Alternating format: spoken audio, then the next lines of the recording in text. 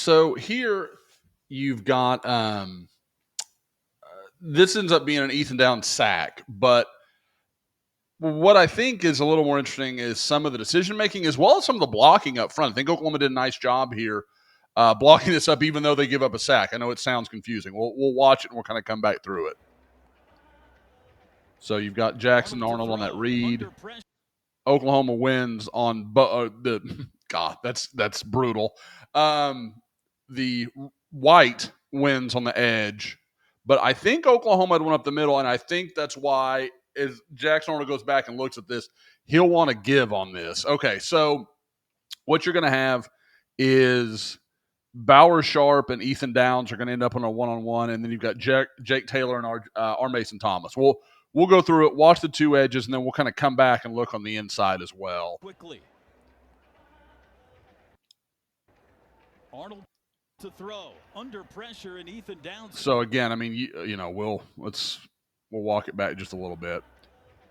So here, I mean, Bauer Sharp, big strong guy like Ethan Downs. That's a lot to ask of a tight end who's a good blocker, a willing blocker, but I don't think as a guy you can just leave on a fifth year senior like Ethan Downs, or I guess fourth year. Sorry, Ethan, and just expect him to handle that job.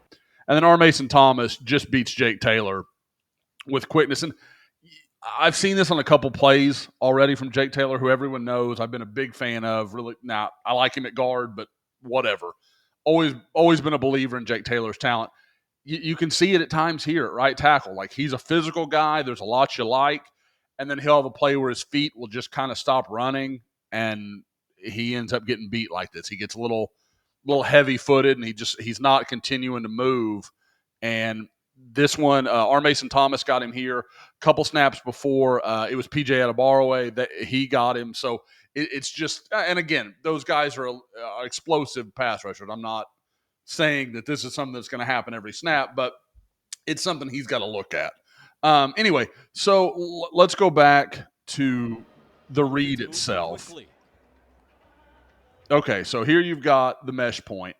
You know, like we said, Downs here, Taylor and Thomas up here.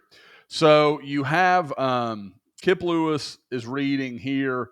I believe this is Sammy Omasigo. And, you know, you look at left guard, and I believe this is Jake Sexton doing a nice job here with, I think that, no, it's not John Terry because he didn't play. I'm not sure who's our defensive tackle that we're looking at here. You have Fabechi Wiwu and Josh Bates here doubling Devon Sears. What I like is look at Josh Bates, and you'll see it more as the play goes on. He's right here. Let me clear all this out. Josh Bates right here got his eyes on Kip Lewis here, keeping a look at him. And so as the play develops, Bates does a nice job. As soon as Lewis kind of comes into that area, he releases off of him, leaves Wiwu with Sears, and is now going to pick up this block.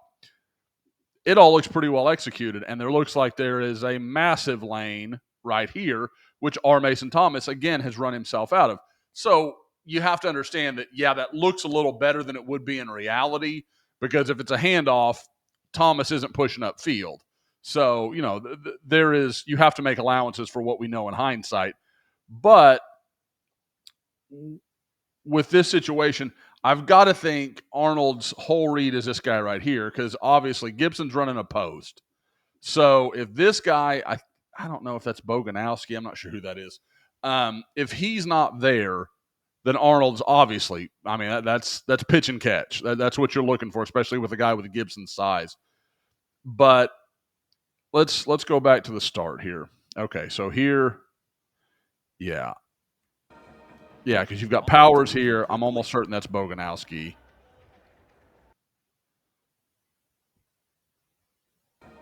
I want to see what Arnold.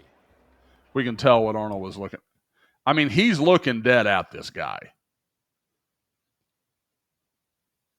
I mean, I'm trying to. I mean, it's possible he's looking at Kip Lewis to read the give, and that's possible. But just based on what they've got, I've got to think this is his first look. I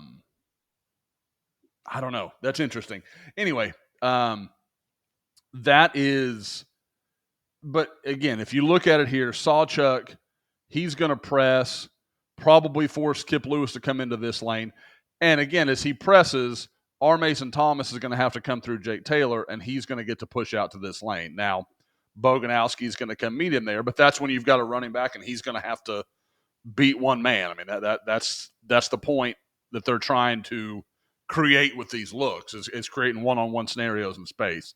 The only part I'm just not sure of is who Arnold's reading here. But either way, I think it's a give because he's got to know this guy's here, and if he's not diving down, this is going to be this is going to be super slow developing, and he's going to have problems on the edge. So again, not a big deal. This isn't a, hey, look at what Jackson Arnold did wrong. It's me kind of talking through it as much as anything else. But again, I thought Oklahoma's offense was pretty good during the red-white game, and it's a sign of there are still so many more things that they can work out